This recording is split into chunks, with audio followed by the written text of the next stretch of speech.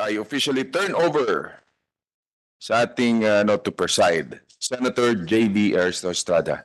And I would like to recognize our Majority Floor Leader, Senator Joel Villanueva. Thank you, Mr. Chair.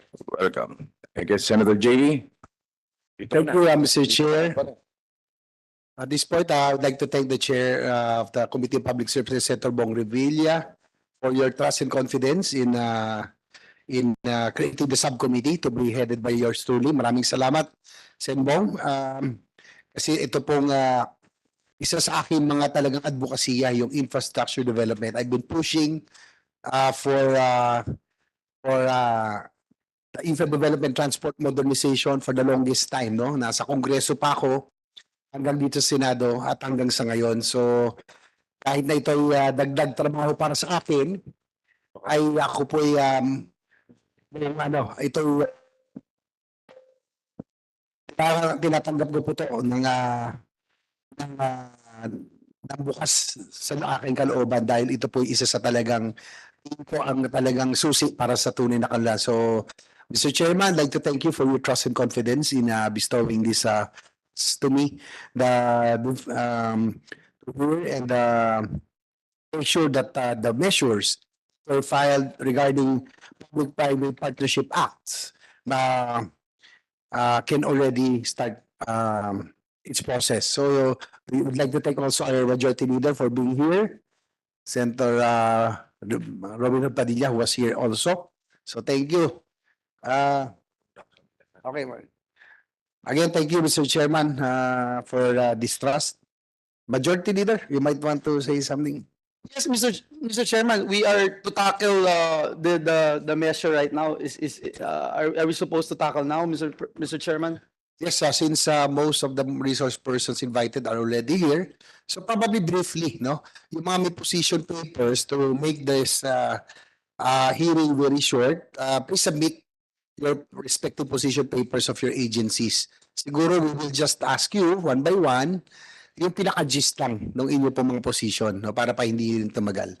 If I may, Mr. Chairman, if I may give my opening statement, this representation together with the Senate President Mig Zubiri filed Senate Bill number 1613, or an act strengthening public-private partnerships appropriating funds therefore and for other purposes.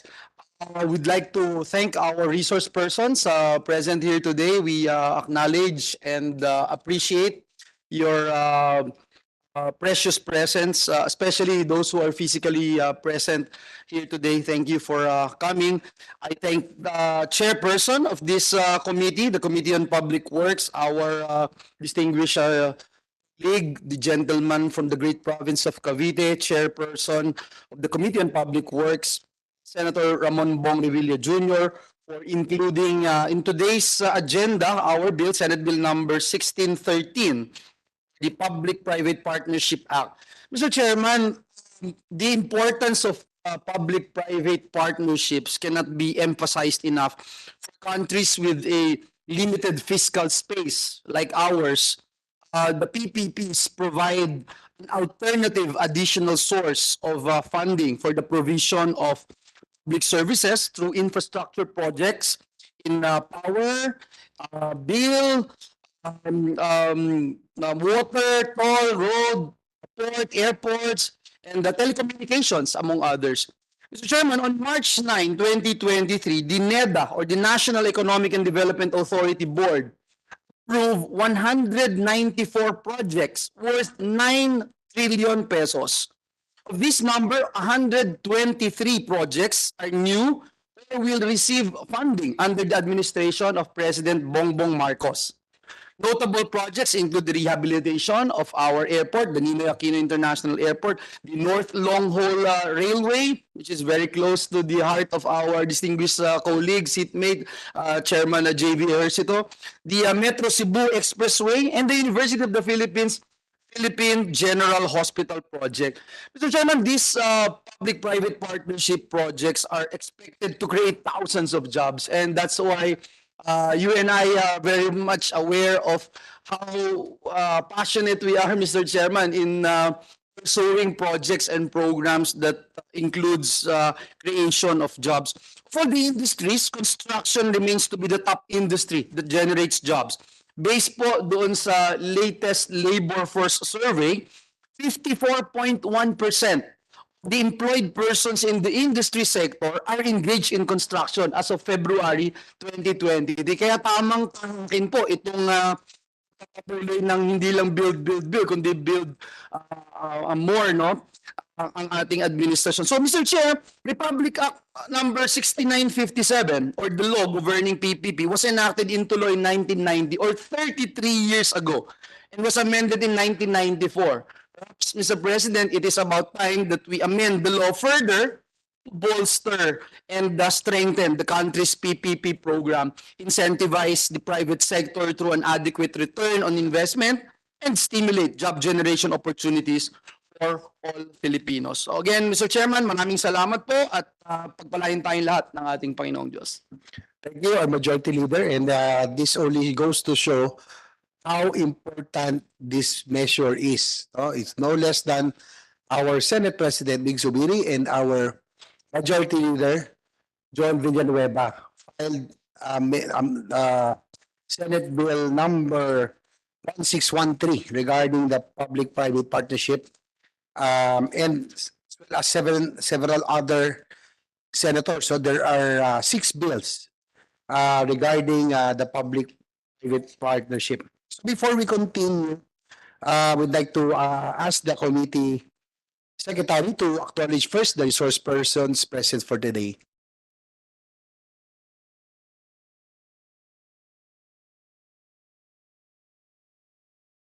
Good afternoon, Chairman and Majority Leader Senator Villanueva. At this juncture, the committee acknowledges the presence of the following resource persons. From the Department of Public Works and Highways, Director Alex Bote, the Director of Planning Service, Director of Public-Private Partnership Service, Director Pelita Galvez, Attorney RJ Peralta, Public-Private Partnership Service, and also ASEC Joy Maminsay, Assistant Secretary for Legislative Liaison Office, together with her staff, Administrative Officer Mary Ann Glorioso, and Ms. Abigail Manaloto, also Mr. Gregorio Dizon. From the Department of Finance, we have Yusek Catherine Fong of the Privatization and Corporate Affairs Group, and Ms. Sarah Conche of the Policy Research and Liaison Office. From the Department of Transportation, we have Undersecretary Timothy John Batan, Undersecretary for Planning and Project Development. From the Department of Trade and Industry, we have Attorney Aisa Piel Arsenal, the Division Chief of the Policy Program Coordination and Monitoring Division. Also, the Construction Industry Authority of the Philippines, together with Ms. Mary Ann Pinlac, Liaison Office for Legislative Affairs. From the Public-Private Partnership Center, we have Executive Director Maria Cynthia Hernandez, together with Attorney Vivian Bell Ramos Lacuna, Director for Policy Formulation, Project Evaluation, and Monitoring Service. We have Attorney John Dominic Zafe, the Director Project of the Development Service, and the Officer in Charge and Planning Officer 5 of the Policy Formulation Division, Maria Beatriz Quintos. We have Mr. Ian Kenneth Dingal, Planning Officer also of the Policy Formulation Division, and Ariel de Los Angeles and Ms. Charmaine Galang.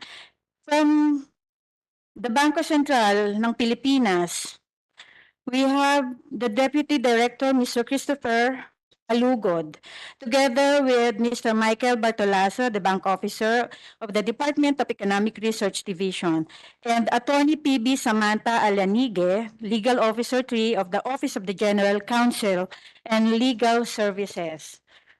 And from the Office of the Aboitiz Infra Capital, the President and Chief Executive Officer is represented by Mr. Ilyas Omar Sana, and from the European Chamber of Commerce of the Philippines, Mr. Yul Araya, of the Head of the Public Affairs. That is all, Your Honor.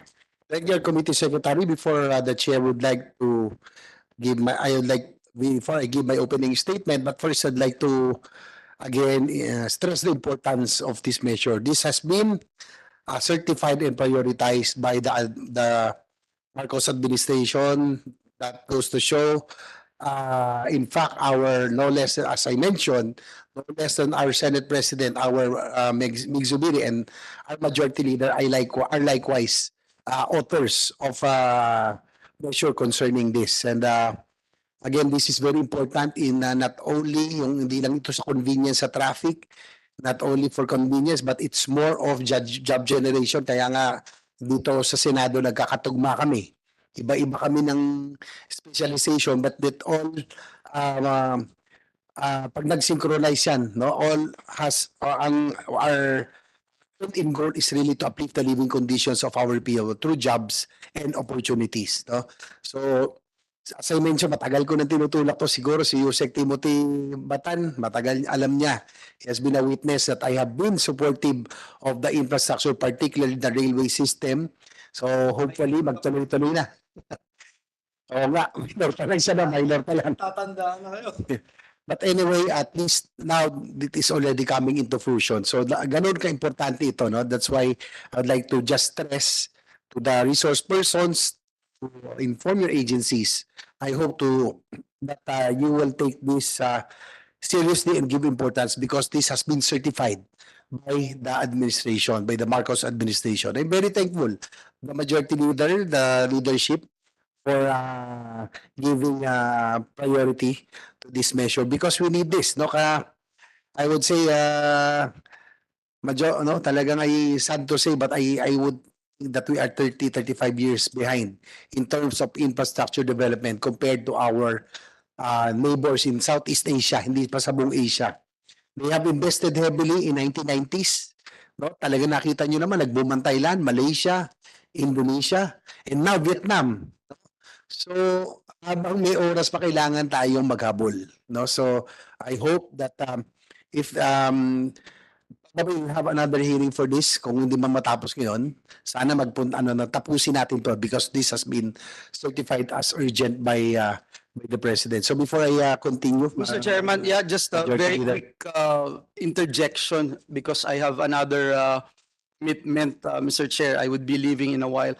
I would just like to state for the record that it's also part of the State of the Nation address of the President. And so we expect also the executive department to look into this and help us craft the best possible, in the best possible way, a measure that will address this problem.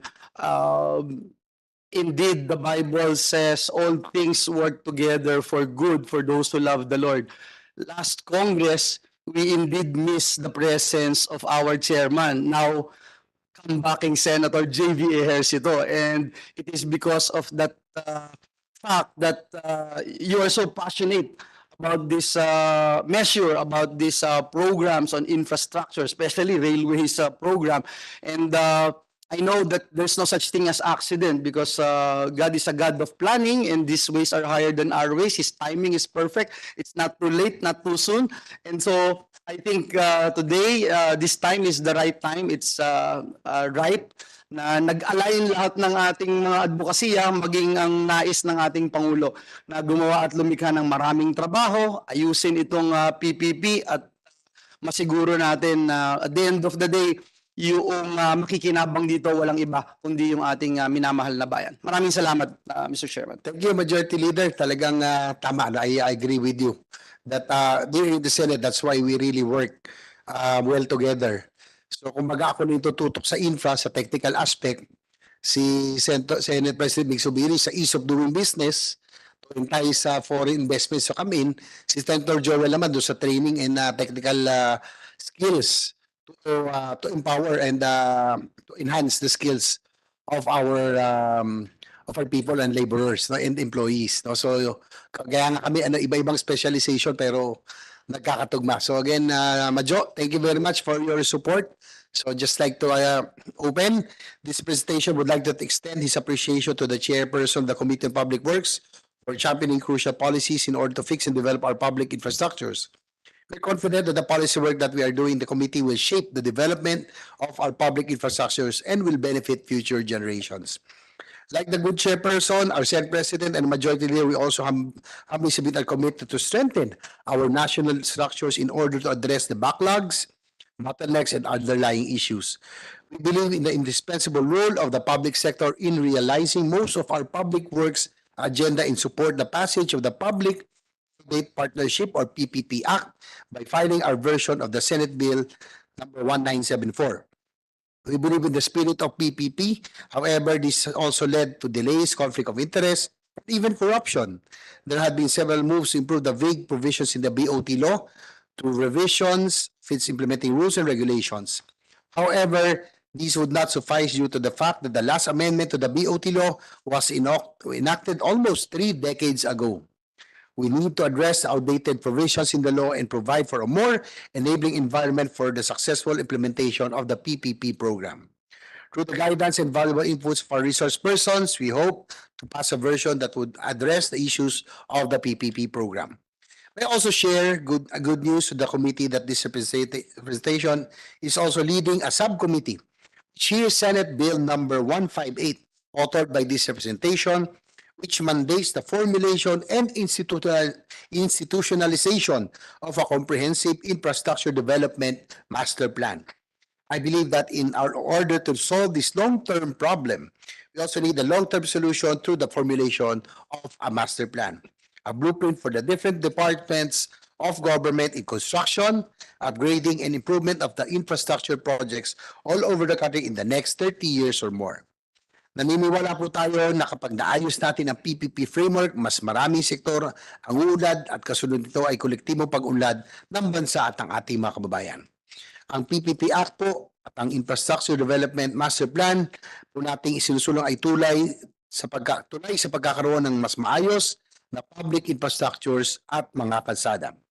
Mas matatag na social infrastructures katulad ng ospital at paaralan, mas accessible na pampublikong transportasyon, mura mga bili at mas maunlad na ekonomiya at masiglang buhay at trabaho sa bawat pamilyang Pilipino. Maraming salamat po. So before in order for presentation, the NEDA is here, no? Sino ba sa NEDA? NEDA, wala pa. Nobody from NEDA. So PPP Center, ma'am, please be ready. DOF, next, and then DPWH. Next is DOTR and DSP. Sana yung NEDA, hindi na? NEDA? Ms. Director Kathleen, tamang-tama ho dahil kayo na po yung una. Gagawin na natin pangalawa. Sige po. Just in time. Just in time. So we let you catch your breath first. So we'll go first for PPP Center. Maria Cynthia Hernandez, the Executive Director. Siguro ma'am yung pinaka-gist na lang, no? Para hindi tayo humaba. And submit your official position paper to this committee. Ma'am, you have the floor. Good afternoon to you all, Senator JV Ejercito and Senator Joel Villanueva. Colleagues from the executive branch and stakeholders from the private sector and our development partners. Good afternoon to you all. I actually have a short presentation that we sent to the committee. So would I have permission from the chair to present it? Please go ahead. Thank you po.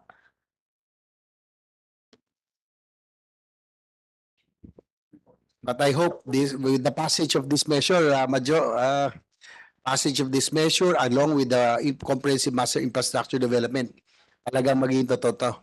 Hindi na totoo yung PPP na puro PowerPoint presentation. Please go ahead. Pero may PowerPoint presentation po kami. It's okay as long as it's not magstay lang dun sa PowerPoint presentation.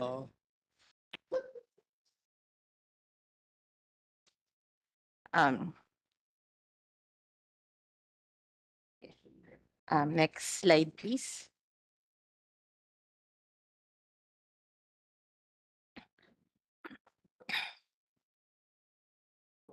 Can we go to the next slide, please? Ano ko? Full screen pa. Okay.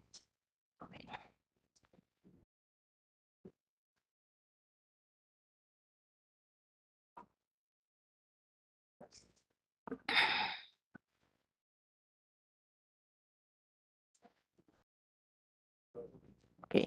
As pointed out by the honorable senators here today, no less than the president recognizes the potential of PPPs, especially with the government's limited fiscal space in harnessing the financial and technical resources of the private sector and address our infrastructure gaps and hasten the rollout of projects. In fact, during his first State of the Nation address, the President declared that the PPP Act is one of his administration's priority legislative agenda and laid down its policy objectives himself. Next slide, please.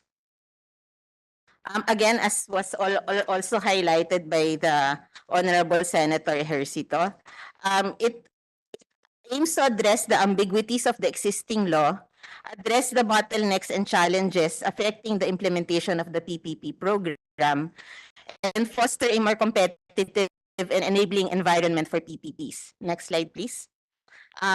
Just to show the history of the PPP bill in the Congress, so the 1990 was RA 6957, was amended in 1994 with RA 7718, and starting from the 14th Congress up to the current Congress has been periodically up for review. And I'm happy to say though that this session for the 19th Congress, it has gone the furthest because it has already been approved in the House under House Bill 6527, and there are 6 bills pending with this committee, all addressing the same issue. Next, please. So the next few slides just highlight how the current bills as drafted will meet the policy objectives set by the president. First is the major reforms that address the ambiguities in the existing law. So we want to unify the fragmented legal frameworks for all PPPs. So currently, when we talk about PPPs or BOTs, sometimes investors are very confused because when we talk to them, we don't have a single legal framework for discussing the enabling law for PPPs. So depending on the project, on the implementing agency, we can use the BOT law, we can use the NEDA joint venture guidelines, or for local projects, there are the local PPP and JV ordinances, guidelines issued by agencies with special charters, and STOAs by virtue of PDs 1113 and 1894. So for ease of doing business, we propose to have all these folded within the framework of the PPP Act. Next slide, please. So some of the other major reforms would be to provide a predictable tariff regulation regime that protects public interest. So it avoids regulator conflict of interest and assures integrity of PPP projects. Next slide, please. This is actually very critical. We would seek to update approval thresholds for national PPP projects, which may be updated by the ICC NEDA. The current BOT law for national projects would still need to get approval for projects of 300 million. So when in 1994, that would have been a huge project, but currently, sometimes it acts as a barrier. So when agencies want to pursue projects and it's above 300 million, they say they have to pass through NEDA. So it's too much paperwork for that scale of a project. So we think it inhibits the development or the creativity of some agencies in pursuing or dreaming big for their infrastructure projects. Under the JV guidelines, which have been recently amended, the approving body is the NEDA board for at least 2.5 billion or a government contribution of at least 150 million. And the head of the government entity is the approving authority if it's below 2.5 billion. Under the PPP Act, the proposal is to have the NEDA board approve projects above 5 billion pesos. Between 2.5 billion to 5 billion, it would be the ICC NEDA. And below 2.5 million, the head of agency or its board. Next slide, please. So one important aspect would be to retain the autonomy of LGUs in project approval while providing mechanisms to ensure harmonized investment programming between LGUs and the national government. So if we look at the old BOT law, if local PPP projects are to be approved under the BOT law, the projects need to be above 200 million, which, after 30 years, it's really too low. Local PPP or JV ordinances enable local LGUs to approve the local sanggunians to approve the projects subject to their local PPP or JV ordinances. Under the PPP Act, local PPP projects shall be approved by the local sanggunians or LUC boards. In general, information of LGU projects shall not require national government action. So with this, we hope to empower and enable LGUs to do their own PPPs. However, ICC NEDA shall approve national government undertakings required for a local PPP project, meaning if a local government asks for national government support or funding for a local PPP project, the NEDA ICC will approve that part of that component of the project only. And then, Before you continue again, for Yes, the sir. record, yung sa other slide. So, ang kailangan natin, updated na, no? Sa new PPP Act that you propose, it will be 2.5 billion or 5 billion? 5 billion. 2.5 billion na. That is correct because this has been, iba na. 200 million, 300 million, it's Isang just a bahay na local lang po project, yun. LGU na lang Mr. yun. Senator, Yeah. Mr. Chair. So, it's 2.5 to 5 billion. Opo. Okay. So given these outdated project cost figures, most local PPP projects have to be elevated to the ICC NEDA under the old rules and if they want to do the projects under the BOT law. And it also, it's difficult to convince the board, that is composed of the major, almost all the major departments. Yes, sir. It's shared by the president, Shared sir. by the president, but almost all the major departments of Yes, sir. government. So napakahirap kung lahat dadaan pa doon. So we will now limit it yun sa 2.5 to 5 billion.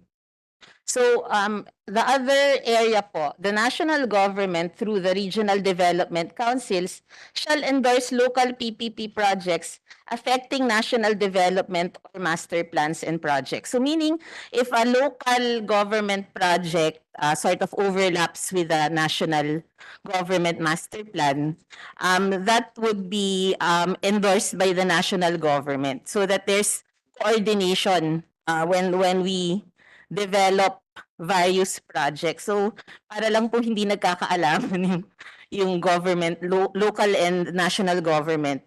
This would enhance cooperation within the government. Next slide, please. So we also seek to improve the framework for unsolicited proposals. So under the the BOT law and the revised 2022 IRR, unsolicited proposals should involve a new concept or technology, not require direct government guarantee, subsidy, or equity, evaluation using the first-in-time approach, no expiration of the validity period for the original proponent status, 60 working days for a competitive challenge period, and the original proponent has the right to match the lower competitive proposal. These are some of the areas that we think need to be improved. So, under the PPP Act, unsolicited proposals are allowed for projects that are in the priority list, subject to reimbursement of development costs and adherence to conditions and requirements set by the government. So, I think one issue before is that if it's already in the investment priority plan, the private sector can't submit an unsolicited proposal. So we're opening up the field for that, except that if the government has already spent on developing that particular project, they can ask for compensation for the development costs para hindi po sayang ang pera ng gobyerno. Number 2 is to provide a clear rule on prohibited government undertakings kasi medyo ambiguous po siya sa ngayon. Number 3, the implementing agency can choose among multiple submissions for the best and most advantageous proposal for the government and the republic. So hindi po una-unahan. The government can choose the best proposal if it receives several unsolicited proposals. And then number 4, provide a 6-month validity for the original proponent status. So para we can avoid yung madali ang nag-submit para lang mauna, but it's not well developed. So if you're granted an original proponent status, it's only 6 months and then the government can award the OPS to somebody else. Number 5, the competitive challenge period to be proposed by the implementing agency and approved by the approving authority shall not exceed 1 year para hindi po masyadong magtagal. Number 6, we propose to institutionalize the best and final offer method for the competitive challenge. Next slide, please. So some other reforms that we are proposing to address ambiguities in the existing law. First is to clarify rules on the following PPP concepts. First is the allowable investment recovery mechanisms, which is there's not so clear under the current POT law. Also, the rules around the single complying bids and failure of bidding, contract variation, divestment, and wind-up and transfer measures. To address bottlenecks and challenges in the implementation of the PPP program, we hope to institutionalize and strengthen the PPP Center, the PPP Governing Board, and the Project Development and Monitoring Facility. To foster a more competitive and enabling environment for PPPs, we want to institutionalize PPP best practices to enable alternative sources of financing, creation of a risk management fund, dispute avoidance and alternative dispute resolution mechanisms in PPP contracts, adoption of contract management and risk mitigation plans, procurement of independent consultants, and public disclosure of tender documents and PPP contracts. Next slide, please. So, ayan, we tried to, make it short and sweet, Mr. Chair. Thank you very much. Our Executive Director, Maria Cynthia Hernandez. Talagang sanay na sanay kayo sa presentation. But with this passage, I think talagang totoo na itong public-private partnership. And would you, yung pong Skyway, Tiplex, and some infrastructure, these are considered PPP projects. Yes, sir. Yes. And we have seen how it has really helped improve the infrastructure and the economy. No? And talagang, just imagine kung wala yung CTEX, Tiplex, Skyway. Wow, I can't imagine how bad the traffic would be. And we have to thank our private partners. No? Kung wala Ramon Ang dyan or San Miguel and North Always. No? So it has been proven that with the very successful PPP projects, indeed, it will be very beneficial. Not only for convenience, but more for the economic development. Diba? So, ayun. Thank you, ma'am. The chair would like to acknowledge, of course, Yusek Crystal Lin Uy of NEDA, who is here. And also Attorney Francisco Bersosa, Auditor of OSEC, COA. So next will be, dapat po iuna yung NEDA, if you si Crystal Lynn Tanuy, if you're okay po, you can already make your presentation or state your position briefly, no? Hindi naman kinakailangan yung position paper, just submit it to the committee.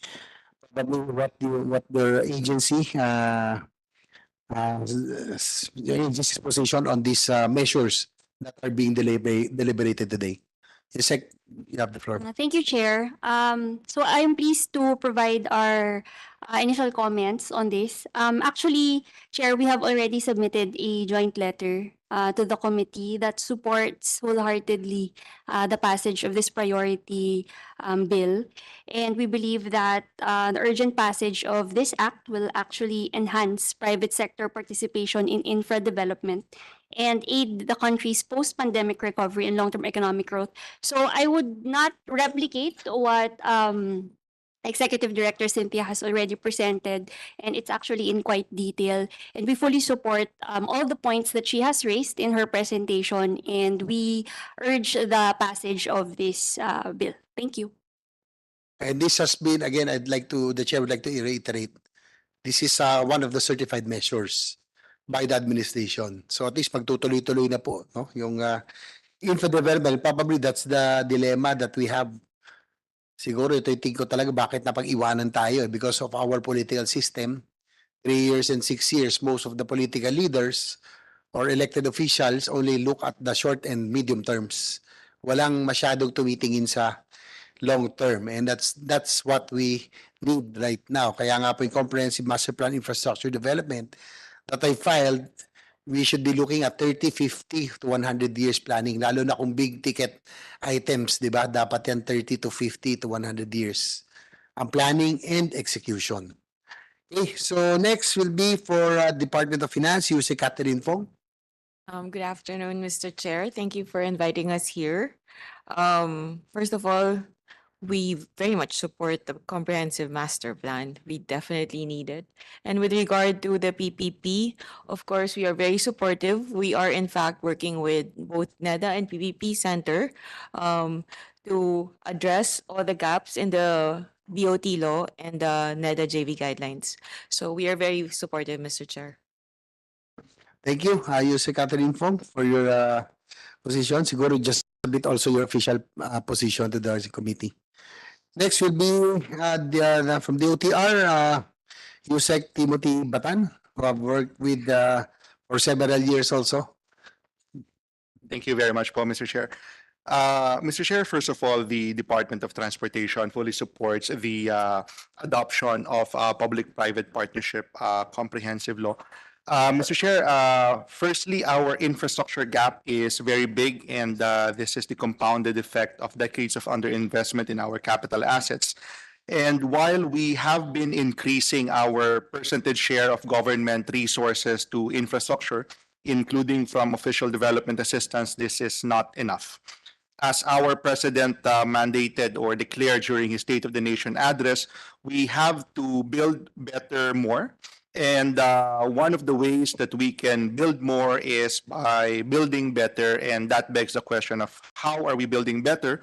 And one of the administration's responses is by enabling more public-private partnerships. Mr. Chair, we will submit our position paper, but generally the department is supportive in the efforts of our oversight agencies on the PPP Act, and we recognize the progress made on this. And Mr. Chair, as DOF mentioned, maybe it's good that we started with the comprehensive master plan bill. It defines what we need to build. Then now with the PPP Act, Mr. Chair, this will answer the question on how are we going to eventually finance and build all of the new projects that we will be identifying. So thank you very much, Mr. Chair. Thank you, Yusek Timothy Batan. Likewise, one important thing, no, according to the presentation, no, that we have to sustain the infra spending about 5 to 6%, which used to be 2%. Kaya talaga napag-iwanan tayo eh. 2% of GDP for several decades or years. Kaya talaga napag-iwan tayo. So hopefully 5-6, if you can increase it so much, the better. Okay, next is from DPWH, ASEC Joy Maginsay. Ay, Director Alex Bote. Maraming salamat po, Honorable Chair, Honorable Senator. Actually, on the side of the DPWH, we are very thankful po na nandito kami to have an opportunity informing, manifesting po na dito sa mga bills na to, we are really in full support. Plus yung doon po sa mga inputs po namin, we have just submitted our inputs just this morning in connection with the bills. And most of the details, yung mga observations po namin, sa included po sa pinisen po ng ating PPP Center. So, isa lang po yung quite issue namin doon sa observation namin for the bill na kung yung pong isa lang out of the PPP Center's presentation, may one thing lang po na we just want to clarify also para malaman po ng lahat is yung separation po up to what level yung PPP natin in connection with LGU and national agencies. Kasi naka-mention lang puro na regardless of cost yung para sa LGU. Although, included naman po yun sa inputs po namin.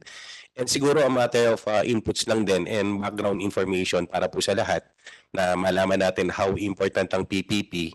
Actually, on the past administration up to now, we have programs po in DPWH started by the past secretary and our incumbent secretary by this time. Just to inform po, as a sample ng PPP natin, yung pong ating north to south dito po sa Luzon, that you will come for example in La Union and going to Bicol, beforehand ang reputation po ng travel time natin dyan, siguro po mga around 23 to 24 hours. Dito po sa mga PPP projects po natin, iba po natapos na natin, iba naman ongoing, iba nakapropose.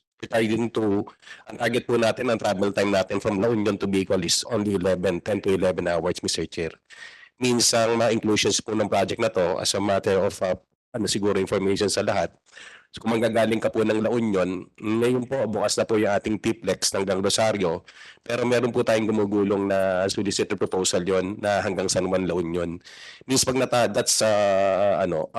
kung manggagaling ka ng San Juan, La Union, you will traverse that T-Plex extension siguro pag natapos po natin yan, kung biyahe ka po ng T-Plex, then papunta ka na po sa ating SCTEX and LEX. And again, natapos po nung nakarang administrasyon natin yung tinatawag nating 18.6 kilometer na Skyway Stage 3. And then after that, we will traverse the SLEX. And dun sa SLEX, meron din tayong ginawang development through toll regulatory board project yung Alabang Skyway Station, Alabang Skyway Extension. And after that, yung SLEX na po na yun, ninyo, hindi po ba na doon tayo sa May Santo Tomas, yun po yung halos dulo ng SLEX natin papuntang Star. We have an ongoing project po, PPP po rin ito. Ito po yung tinatawag na Toll Road 4. Ito po yung sa end ng Santo Tomas, another 66 kilometers po ito. Hanggang doon po ito sa Lucena. By now po, divided into 6 phases po ito. By now, yung first 3 phases, ang right of way natin siguro, yung 2 phases po doon, halos 100%. Means within this administration, we're expecting to complete the Toll Road 4. And there is also another introduction of extension of this Toll Road 4 into Toll Road 5 up to Bicol, sir. So yun po yung ating tinatawag na pinagmamalaki natin na Luzon Spine Expressway that from the 24-hour travel, magiging 10 na lang po ito hanggang siguro sa kalahating oras, Mr. Chair. So from there, maraming salamat po, Mr. Chair. Thank you, Director Bote. Anyway, aganda, meron tayong T-Plex, SCTEX, Calax, kung ano pa, Silex. Yung pong South, no, I think that's a problem, no? Hopefully sa Quezon, matuloy na, I think ongoing. Is it ongoing already? I think it's ongoing. Yes, sir. Actually, fluent naman po yung transaction natin kasi alam naman po natin everything starts from the right of way acquisition. We have acquired the first 3 phases po. Siguro yung 2 segment po natin doon, 100% na po tayo accomplishment. And may naka-onboard na po tayong contractor to construct. Kung papansinin niyo po, if you're traversing yan ba, pumunta ka ng bandang sa may Villa Escudero, yung pong nakita niyo pong bagong gawa doon na hindi pa po nagagamit na parang malaking interchange, yun ang ating toll road for Mr. Chair. So hanggang up to Quezon already. Yes po, for the meantime. Opo. At yung traveling alas, so may ligaw magmotor lahat. Yes. Ang talagang very inconvenient talaga, papuntang Bicol talaga eh. Because of yung mga Itong manok, tapos pagdating ng mga Camarines, medyo sumisikip yan no? Yung mga Andaya Highway, kailangan may ayos yan. So hopefully, hanggang Sorsogon, hopefully, yung talagang master plan natin long term. Yes, yes, Mr. Chair. Actually po, yun po yung nakapasok doon sa ating Toll Road 5 na sinasabi. Meron na po tayong onboard concessionaire ngayon doon, sir. Kaya lang binibigyan lang po natin muna ng priority itong Toll Road 4 hanggang Lucena, Mr. Chair. Thank you po. Okay, thank you. Thank you for that, for the information, Director Alex Bote. Next will be from DTI, from COA, sunod-sunod, no? DTI, COA, Aboitiz, European Chamber of Commerce of the Philippines, and then ULAP. So we have 5 more. Again, from DTI, Attorney Aiza Arsenal. Good afternoon po, Mr. Chair. On behalf of DTI and the Construction Industry Authority of the Philippines, we fully support the intent of the proposed bill to institutionalize and strengthen PPP, considering also their potential benefits, which includes the augmentation of the limited government funds to address infrastructure gaps. In addition din po, it has a multiplier effect. It generates employment and it helps not only in the faster delivery of basic services, but also in improving the socio-economic conditions of the people.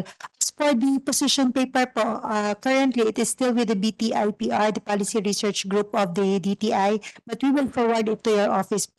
We already have made initial position paper with the previous similar bills with the House. We just need to include some of the new bills on the Senate, so it will just follow po. Thank you, Mr. Chair. Thank you, Attorney Aiza Arsenal. Next from COA, Attorney Francisco Bersosa. Mr. Chair, let it be known, sir, that the commission will submit its position paper regarding the bills concerned, Your Honor. Thank you, Attorney Francisco Bersosa. Next from Aboitiz, Mr. Elias Sana. Good afternoon, Mr. Chair. On behalf of our CEO, Cosette Canilo, we thank the committee for inviting us and allowing us to submit a position paper.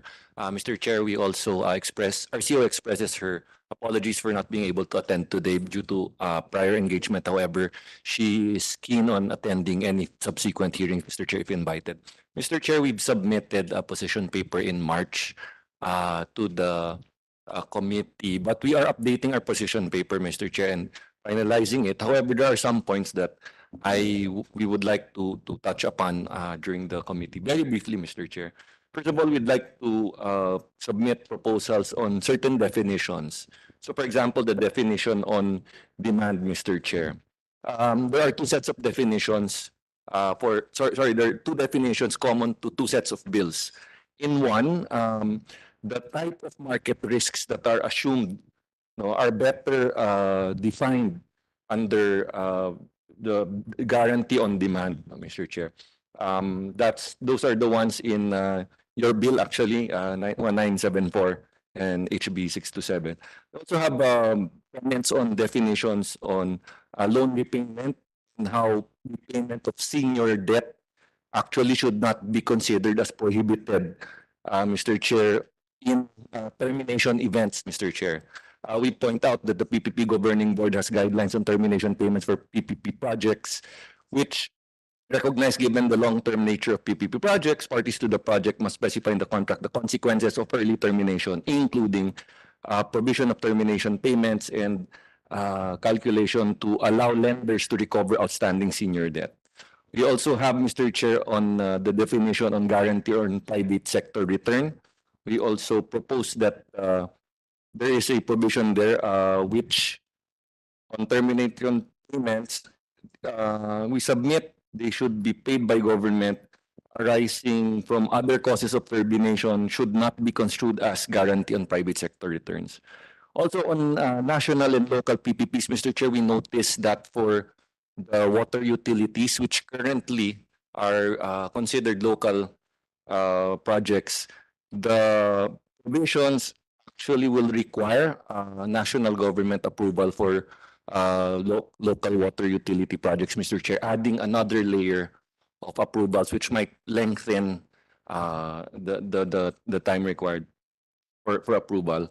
We also have, Mr. Chair, with the other details we'll keep in our position paper, but we'd like to point out the major shift in one, the treatment uh, unsolicited proposals, which before were sort of first in time, meaning if you're able to submit, then that will be considered first, and then there will be second in line, etc.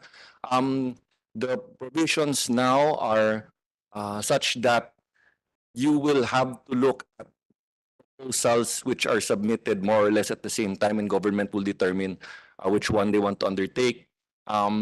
We posit that, however, under the first in line uh, uh, process, all government has to do is, if it does not like the first submission, then it can disapprove the first submission and move on to the subsequent submissions. Also, Mr. Chair, major changes in the right to match.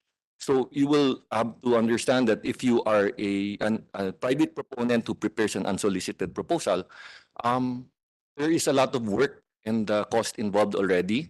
And so when you submit an unsolicited proposal, a lot of time and effort has been put in.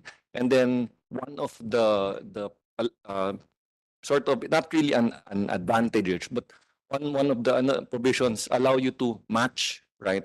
So the thing is, if you remove this incentive, the right to match, and replace it with the best and final offer and another comparative bidding, you might disincentivize, Mr. Chair, private sector from actually coming up and submitting unsolicited proposals. Now, we have other comments as well, Mr. Chair, but in order not to waste the time of the committee, we will submit it in our position paper later on. And once again, we thank the committee for inviting us today. Thank you, Mr. Chair. Thank you, Mr. Elias Sana. From Aboitiz Group, yung infra, infra arm. Next, from the European Chamber of Commerce of the Philippines, Mr. Yul Araya. Sir, you have the floor. Thank you, Mr. Chair. Good afternoon. The European Chamber of Commerce thanks this committee, including the Mr. Chair, for inviting us this afternoon to voice our comments for the PPP Acts. Mr. Chair, we have already submitted our position paper last February 5, but if, with your permission, allow me to please just read some excerpts from that position paper. Firstly, the European Chamber of Commerce supports the PPP Acts, and we urge the government to strengthen public and private partnerships to offer significant advantages given the private sector's pool of funds, expertise, and innovation. We recognize that building modern, efficient infrastructure is critical to the country's competitiveness, and it is imperative to attract more investments in the Philippines. Allow me to highlight 4 things that the ACCP would like to put forward. First, we'd like the government's continued support in improving the ease of doing business, including right-of-way issues. Second, we'd like the government to ensure checks and balances. Third, to allocate more funds for sustainable green and digital infrastructure. And finally, we also highlight the support for government's move to prioritize solicited bids over unsolicited ones. The rest of our comments, Mr. Chair, are all in the position paper that we've submitted. Thank you. That's all for us. Thank you. Thank you, Mr. Yul Araya. And last but not the least, from ULAP, Ms. Miriam Padua, ay meron pa pala, from Director Ricardo Bobis from DOF would like to manifest later. No? So after Ms. Miriam Padua, Mr. Ricardo Bobis. Ms. Ma'am, you have the floor. Thank you, Mr. Chair, for inviting ULAP in this committee. On behalf of the member leagues of local officials and LGUs in the country, ULAP would like to manifest its full support to the enactment of the PPP Act. In fact, we have released our statement of support. And if I may be allowed po to read a portion of the statement, Mr. Chair. Please go ahead. Apo. The Union of Local Authorities of the Philippines, in recognizing the tremendous strides of local government units to carry out the responsibilities devolved by the 1991 Local Government Code, the constitutionally acknowledged importance of private sectors in fostering national growth and development, and the call of His Excellency Ferdinand Marcos for more public-private partnership projects for the country's economic resurgence, fully supports the enactment of the Public-Private Partnership Act. ULAP also supports the enactment and shall proactively participate in the legislative meals and in the development of the subsequent implementing rules and regulations to represent the best interests of its members, leagues, and local government units. Also, we support the policy that regardless of project costs, local PPP projects shall be approved by the local sanggunians in the case of LGUs or by the boards in the case of local universities and colleges, LUCs, and that prior to approval, local PPP projects implemented by LGU shall be confirmed by the respective local development council. Also, with as part of its continuing promotion at the local level, we also call for the sector-specific technical assistance and capacity building to ensure equitable capacity among LGUs to access potential PPP investments and for the private sector to invest in local PPP projects for local and national development. So we will submit our statement, Mr. Chair, to the committee for your information and consideration. Maraming salamat po. Thank you, Ms. Miriam Padua. Last but not least, Director Ricardo Bobis, Bureau of Local Government Finance or BLGF of DOF. Thank you very much, Mr. Chair. With permission from my principal here from the Department of Finance, the Bureau of Local Government Finance fully supports the declared state policy that the private sector is an indispensable component in sustainable development. In general, the Bureau supports the priority bill on PPP, which will definitely enforce the good intention of the arrangement as well as a help in sustaining the revenue generation of the local government units. We likewise support the issuance of guidelines on real property valuation of PPP projects to ensure uniform and consistent implementation among all LGUs. And please be informed that the LGC mandates the Department of Finance to promulgate the necessary rules and regulations for the classification, appraisal, and assessment of real property, which shall be used as basis in determining the real property tax. The Philippine Valuation Standards was issued by the Department of Finance and shall be implemented by all local government assessors and other DOF agencies undertaking property valuation. For other provisions of the bill, we will submit our official position, sir. Thank you very much. Thank you, Mr. Bobis. Last but not the least, nakalimutan ko, meron pala from the BSP, Christopher V. Palugod. Thank you, Mr. Chair. Good afternoon. The BSP is supportive of legislations that will promote economic development, such as those pertaining to PPPs, which encourage the collaborative and innovative efforts of the government and the private sector in achieving further economic growth. Mr. Chair, the BSP will transmit its official comments upon approval of management. Thank you. Thank you, Mr. Christopher Palugod. So now we just have some questions and from for the different agencies, no? Mabilis lang tayo. Anyway, we're very it will be very brief. For Neva, no, siguro we'll see the policy shift from the Aquino to the Duterte administration in terms of financing source for infrastructure development. Pwedeng PPP center or NEDA can answer.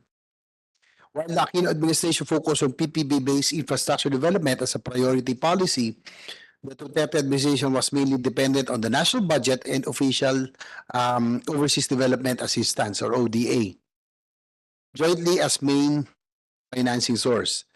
Under the administration of President Bongbong Marcos, one of the LEDAC priority bills is the amendment of the BOT law.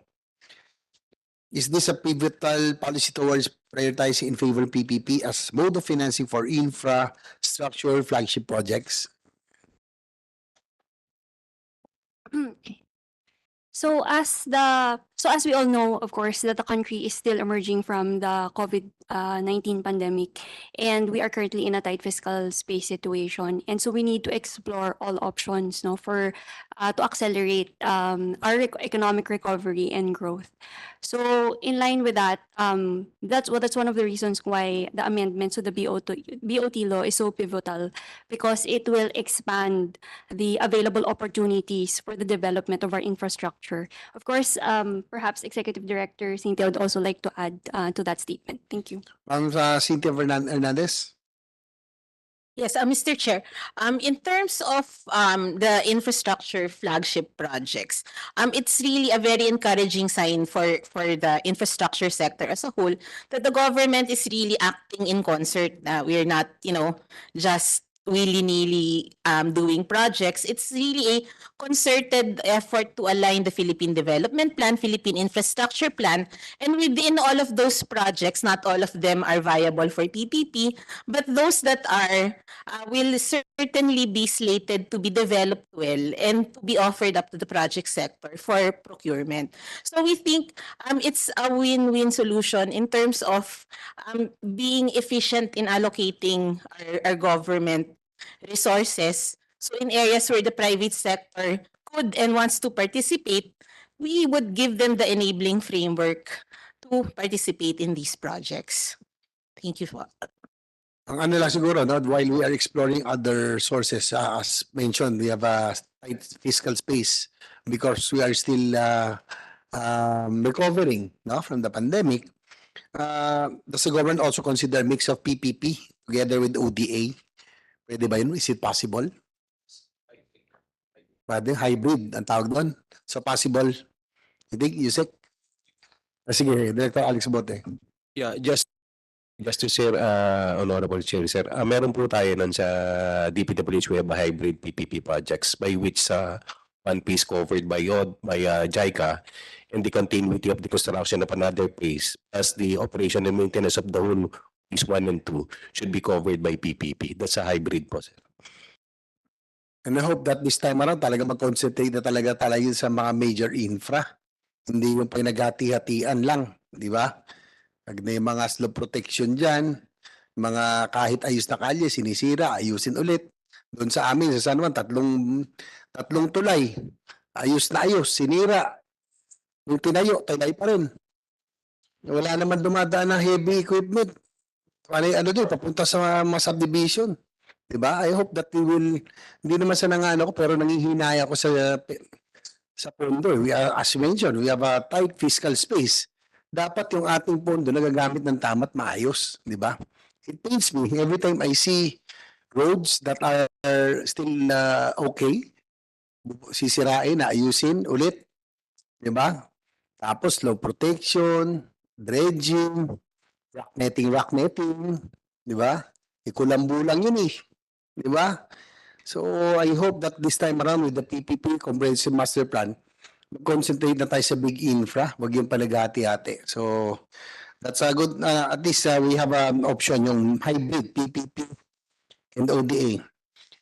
Next, there are underlying issues that impede the growth of PPP undertakings in the country over the years, such as conflicting interests of the government and private sector right-of-way issues, and slow government processes, no? Na point out kanina yan, ng private sector. Among others, how do we intend to solve this through our amendments to the current law?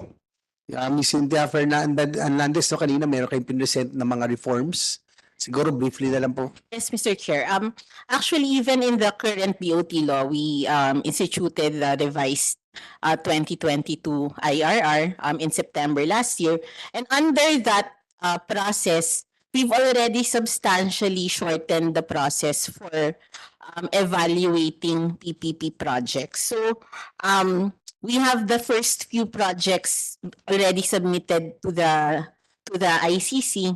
So we hope that within the year we'd be able to show proof of concept that the streamlining of the approval process will be done. And I also would like to cite also the support of the President talagang very regular po ngayon nag-meet yung NEDA board because he's really very interested in pushing forward these infrastructure projects. So hindi na po nangyayari yung ang tagal bago mag-meet ulit yung NEDA board. So kami na po ngayon naghahabol. We hope to be able to submit projects for the NEDA board's evaluation as soon as possible. So it's both from the top down and from the various oversight agencies and implementing agencies, we're all working together to move the PPP program forward. Thank you. Doon naman po sa NEDA, no? Recently, NEDA has revised the implementing rules and regulations of the BOT law in 2022. So what have been the major changes that the IRR provided? So, on that specifically, Senator, I would like to defer to my colleague from the infrastructure staff, Director Kat. Thank you. Director Kathleen Mangunes. Mangune. Yes, sir. So ano po yung mga, what have been the major changes? What were the issues that were addressed by the new IRR amendments? In general, Mr. Chair, I think Yusek Cynthia already mentioned the streamlined process. I think that's the most important amendment to Yung mga bottlenecks, Yes, sir. issues, yes. yun kasi ang sabi nila importante. matagal po yung ICC. So the guidelines have been made clear. In general. So yun po yung advantage or one of the benefits that we expect from having revised the BOT law IRR 2022 BOT law IRR. And we have addressed some of the concerns of the market on the earlier version of the 22 BOT law IRR. Yes, Miss Yusek Kathleen Fong Yes, hi, of sir. If I Department of may, Finance. sir. So actually, the first thing we did when the administration came in, the marching orders were to revise the IRR within 100 days. And that together with the cooperation of NEDA and PPP Center, we were able to do. And the main feature is basically, because in the March 2022 revision of the IRR, there were provisions which were deemed not market friendly, such as the executive only MAGA and arbitration provisions. So we reverted to what is generally accepted market-based principles. That's one of the things we did basically to allow the private sector to again submit unsolicited or undertake PPP projects in general. And then to answer your question, earlier question on the speed of the process, right after the revision of the IRR, we also revised the ICC guidelines so that for the first time, Mr. Chair, we previously kasi ang review ng proposal, it's per department. And there's a lot of back and forth, then it goes to another department, back and forth. So it takes months or even years before being approved. For the first time, Mr. Chair, we set strict timetables and the review is now collegial. So NEDA, DOF, PPP centers sit together to review the project. So it's actually very fast. It's happening right now. So It's a welcome development. It's a Yes, very Mr. welcome Chair. development because based on experience, sorry, but if it's really government agencies, pag hinayaan mong ganun, it will natutulog talaga yan, tagal eh, So before it moves. So Mr. it's a welcome Chair, development. That's, ang problem naman ngayon is the quality and the speed of proposals coming from the implementing agency. So we asked them, where's your submissions? Because right now we're evaluating very quickly.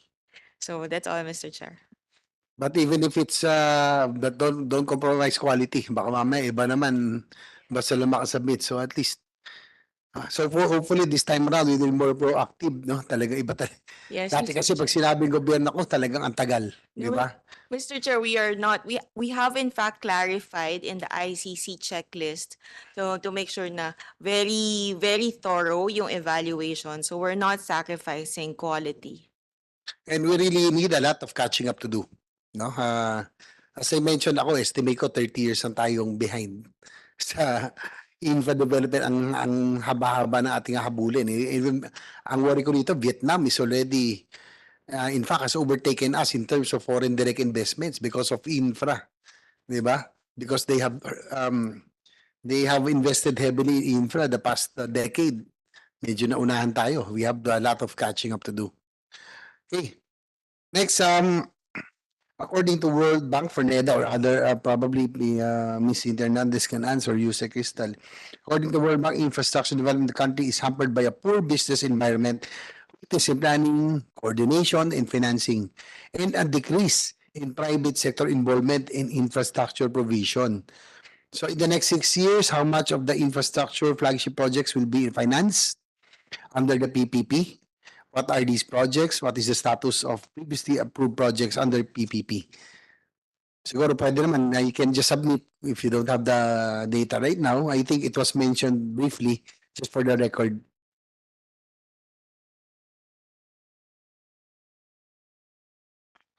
Currently, Mr. Chair, out of the 100, okay, historically po, so for PPPs, we have 211 awarded projects so far, which are worth 2.3 trillion pesos. And the projects in the official PPP Center guideline, PPP Center pipeline are 105 individual projects with a value of around 2.3 billion pesos as well. So these are just the PPP projects. Out of the infrastructure flagship projects of the government, 197 po yun.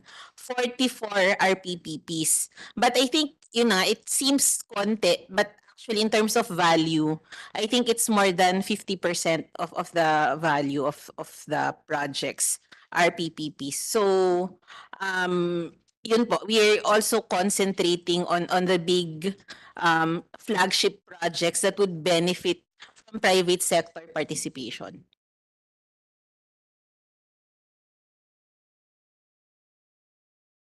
Yeah, hopefully we can finish this already. Just have a few queries. Siguro ulitin ko na lang din, just for clarification. Under the current setup of undertaking PPP projects, there's an underlying issue on considering unsolicited proposals, which is referred over competitive bidding process. How do we ensure value for money and eliminate opportunities for corruption? Second, since unsolicited proposals often do not originate as part of the government planning process, how can we integrate these projects to the national infrastructure framework and ensure optimal benefits later on? Ma'am, we can answer or you say, Kristen? Again, I think the current PPP bills are quite balanced in that respect. Because the framework for unsolicited proposals is still there. Nawala na nga yung prohibition of projects. Dapat wala sila dun sa priority projects. Actually now, the private sector can propose projects which are already in the pipeline. So I think actually it's a very big reform. Other than that, I think we want to also consider what's happening in the market. We look at other jurisdictions that allow for unsolicited proposal, and we looked at ways in which we can try to foster more competition. So I think one issue that has been raised is that sometimes there is no challenger when you have a Swiss challenge process. So I think the provisions that we put in place are opening that, trying to remedy that. But I guess we've heard some pushback on the best and final offer proposal, but we think there are some other alternatives that can also be studied. And that's why we have this process naman po. So I think if any other proponents want to submit manifestations on the competitive process, I think that's still very open because it's really something that we have identified as an area for improvement. Just to add also. Yes, you say. So in the situation where you actually have a very good or viable project and there's a lot of interest in undertaking that, government should not actually be precluded from getting the best proposal from the ones that are provided to the government. So I think the government would be at a disadvantage naman there if we will just limit ourselves to the first for the first offer that was provided, which is why the reform is provided in this proposed legislation. Thank you, Yusek Crystal Tan. Uy, under the proposed bills regarding project as local projects will only need approval, di ba, sa local sanggunian na. Kasi nga, ngayon mga 300 million, 500 million, dati malaki na yun. But now, we will only need about 2.5 billion to 5 billion for it to need the NEDA approval. Ang ano lang, what interventions will NEDA implement or assist LGUs? Meron ba tayong ano ron? Kaya ba nila? Will they have the capacity? Siguro, ma'am, sige po.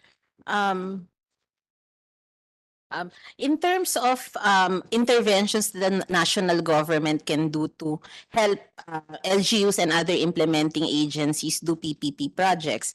First, the PPP Center has a project development and monitoring fund. So it's a facility that the LGUs can avail of to fund, let's say, their feasibility studies or to hire consultants and advisors to structure their infrastructure projects so that they're sure that it's going to be implemented on a very high standard. Another intervention that the PPP Center does is we do a lot of trainings and capacity building activities for LGUs. So in fact, just last week we had a workshop at the PPP Center orienting several local government units on the new joint venture guidelines. So we're not actually limiting ourselves to the BOT law because our principle is, if any agency, any LGU wants us to assist them and to help them understand how to implement these projects, we have these programs to assist them. So at the moment, those are our two major thrusts. Now, under the proposed PPP Act, I think it's really very supportive of the independence of LGUs. Kasi they're really empowered to do their PPPs and to approve PPP projects as long as it's really a local project. So ang makikialam lang national government if they need funding from the national government, they need government support that will be provided by national government agencies. And in terms of the PPP bill, Section 25 actually mandates the PPP Center to continue to provide capacity development to LGUs.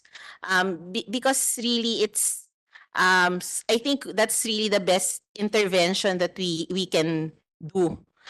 So as also evidenced by the support of the Union of Local Authorities of the Philippines, we do think that they're also very excited to be able to be empowered to have a better framework for implementing PPP projects.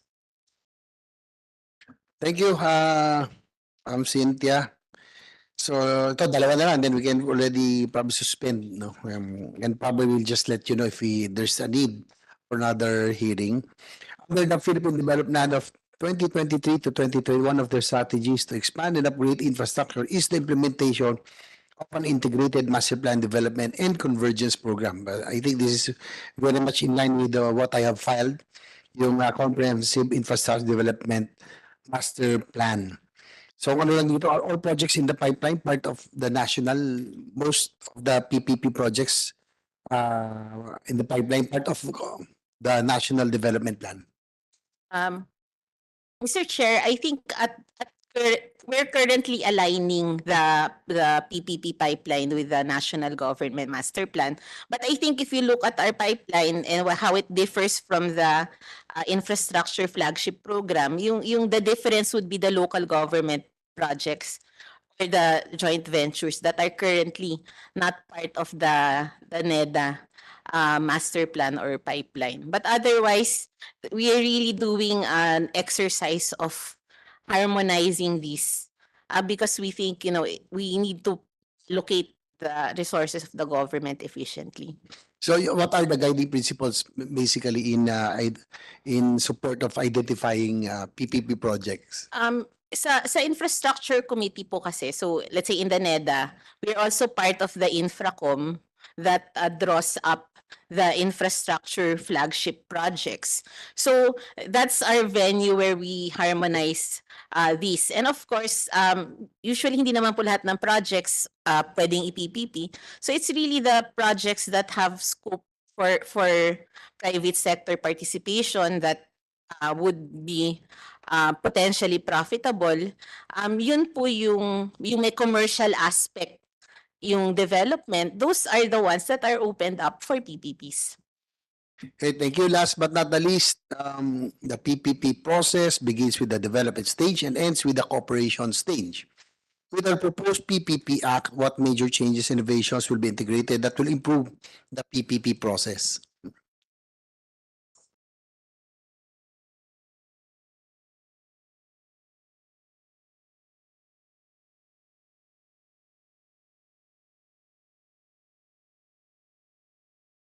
Just to, Mr. Chair, just to enumerate some of the required safeguards under the PPP Act.